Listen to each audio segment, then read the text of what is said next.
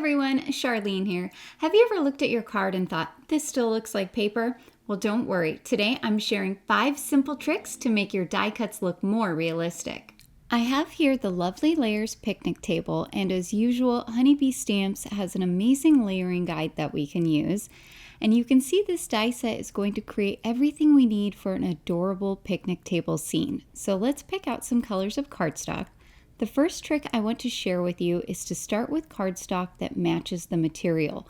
So for the wooden picnic table, I'm thinking about a real picnic table. Some boards catch more light, some are darker from age or shadow. Using multiple shades of brown helps recreate that natural variation. I've picked a medium tone bright red for my umbrella, and then for the picnic tablecloth, I've picked a slightly darker red. That's going to keep things looking cohesive, but it's also going to create variety on our card.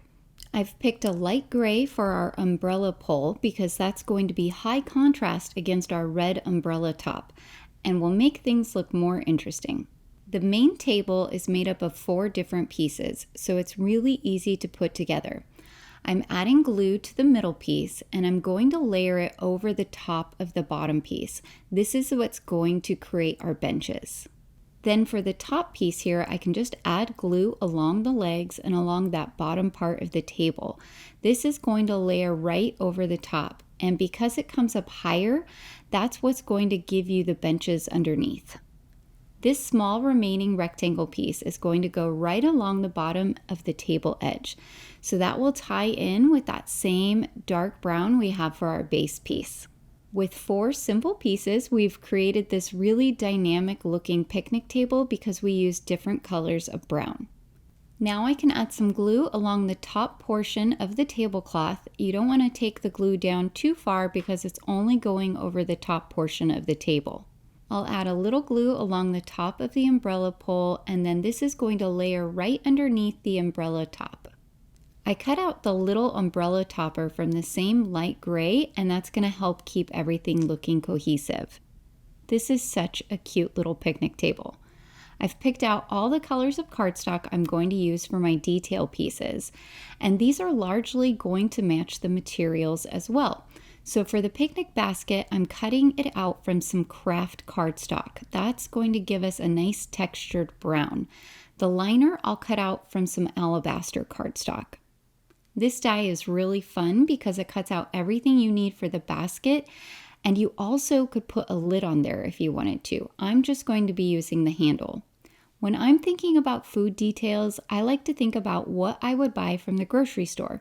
So for our chip bag, I'm cutting it out of some yellow and red. Same thing for the soda can. I'm cutting this one out of some blue cardstock as well as some brushed silver metallic. For my hot dog bun and bread, I'm cutting them from the same alabaster cardstock. Right now, they look kind of boring, but I'm going to show you how a little ink blending can instantly help them read as bread. I'm using 3 different shades of green for different food items. For the hot dog relish, I have a nice bright green. Then for the lettuce on my sandwich, I'm using a medium green. And for the watermelon rind, I'll use a dark green. To keep things looking realistic, I went with a little more of a pink color for my watermelon. Then I'm bringing in one of the same browns that I used for the picnic table for my baguette. For my plate, I'll use more of that brushed silver metallic, and for the pie, I'm using alabaster. I'm not sure if it's supposed to be pie. I think it's actually meant to be brie. I used some red and some medium yellow for my ketchup and my mustard. The second trick you can use to make your die cuts look more realistic is to mimic transparent materials. So think about real glass. It's not defined by its color, it's defined by its transparency. So for the wine glass, the wine bottle, as well as the jar, I'm going to use vellum, and that's going to let the background show through. It's instantly going to make the pieces feel more realistic. I always like to sneak in shine where I can, so I'm using some brushed gold cardstock for the label and for the top of the wine bottle. The third trick you can use to make die cuts look more realistic is to add texture. So I've added a little bit of removable adhesive on the back of the picnic basket, and I'm going to add texture using alcohol markers. This is going to emphasize the woven texture on that picnic basket. Instead of coloring the entire basket, I'm only emphasizing the recessed woven lines, and I'm using some O4.3. Then to easily blend it out, I'm going to quickly run the edge of my 0 marker going back and forth across the entire thing. This is going to help the brown fade back so that it's dark only in the crevices. Then I can add glue to the back of the liner portion and layer it over the top. A fun thing about this die is that there is a cutout portion where we can tuck items into our basket. The texture here is going to tell our eye that this is wicker and not just cardstock. I'm going to use that same trick here on our brie or our pie, whatever we decide it is. I'm using the O4.3 inside the embossed details along the top. Then once I fill those in, I will again just take my 0 marker on its side and run it over the entire thing. Then I'll add glue here to the back of the top piece, and this will layer directly over the top of that base so that the bottom portion is showing. The fourth trick you can use to make your die cuts look more realistic is to create soft shadows. So I'm doing that here by using some light brown ink and bringing it around the edges of my bread.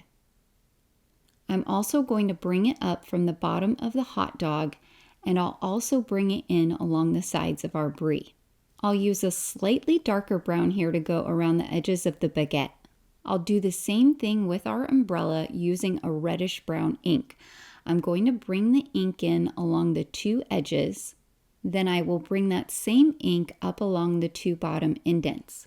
Using just the edge of my brush, I'm going to bring it right along those lines that are embossed as well. A little ink around those edges creates a rounded shape and subtle shadows without overpowering the cardstock color. For the watermelon, you can add a fun little detail by filling in those embossed areas with a black marker to create some watermelon seeds. Now I can put together all of those cute little details following the layering guide. It's really handy to have a pair of reverse tweezers as well as some type of pickup tool to do this. The fifth way you can make die cuts look more realistic is to finish with shine. Notice I'm not putting glossy accents on everything. Selective shine is much more believable than making every object glossy. I'm going to bring it along the chip bag, filling it in as I go, and then do the same thing for the wine glass. I'll set those aside to dry. While they're drying, I'm going to put together our background using the Summer Scene Builder. These stencils coordinate perfectly with our dies. Layer 1 is going to create our sky, and I'm using a light teal ink all over. I didn't add a ton of ink. I'll remove that first layer. Layer 2 is going to create the tree trunks, so I'll do an all over here of dark brown. I'll take off number 2. Layer 3 is going to create our grass as well as our treetops. So I'm using a medium green and going over everything. I'll take off layer 3. Layer 4 is going to create our bush as well as some of the details on the tree. So I'm using a slightly darker green. I'll take off layer 4. Layer 5 is going to create a second layer of the bush as well as some accents. I'm bringing in some evergreen, which is a dark green, but it also has a bluish tint to it, which is going to look really nice over our prior green ink. I'll take off layer 5. For layer 6, I'm going to bring in the dark green we used before. I still have a little bit of the evergreen on my brush as well. This is going to add some additional little accents here and there. Take off layer 6. And then for layer 7, this will give us some variation in the sky. So I'm bringing in a light blue. I'll take off layer 7, and now we have a gorgeous scene. It's not very often that I make a square card, but I wanted to keep most of that gorgeous stenciling. You certainly could cut the panel down more if you wanted to, but I cut mine down to 5¼ inches by 5¼ inches, and I have a base that's 5½ inches by 5½ inches. That way we'll have a nice white border going all the way around our stenciling. Now all I have to do is add glue and foam squares to adhere all of my pieces. I added foam squares with some glue to the back of my picnic table and umbrella, and I'm going to bring this right along the center of my background. I want the bottom portion to go along the bottom portion of the grass, and then I want my umbrella to go up towards the center of the card. By adding the glue to the foam squares, it gave me a little bit of wiggle time.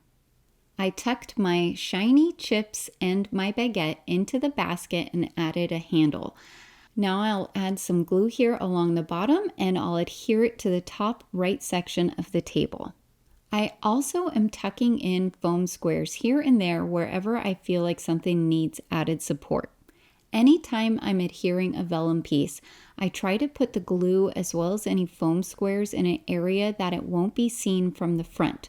So here I've got the foam square and the glue in the area that's back behind the gold cardstock so that it won't be seen. I started by adding those backmost pieces. They are also the tallest pieces. That way it's going to be easier for me to layer the other pieces on top. I added my center items as well as the soda can over here on the right. This will make it easier for me to fill in the remaining pieces. It's a good idea to leave some gaps in between pieces as well as to overlap some pieces because in real life objects don't sit edge to edge in perfect rows. I used the Sweetest bunch sentiments, which coordinate perfectly, and I stacked up my sentiment die cut with a few extra layers to make it thicker. Last but not least, I'm coming in here with a white gel pen and adding a few accents. So here is our finished super cute card. The next time you are building a die cut scene, stop thinking about the cardstock and start thinking about materials. Is this wood, glass, wicker, fabric, food? Once you answer those questions, choosing colors, texture, shadows, and finishes becomes so much easier. I hope that you all picked up some tips and tricks today. Please be sure to like and subscribe as well as hit the notification bell so that you'll know about future videos here on the Honeybee Stamps YouTube channel. Thank you so much for watching and have a great day.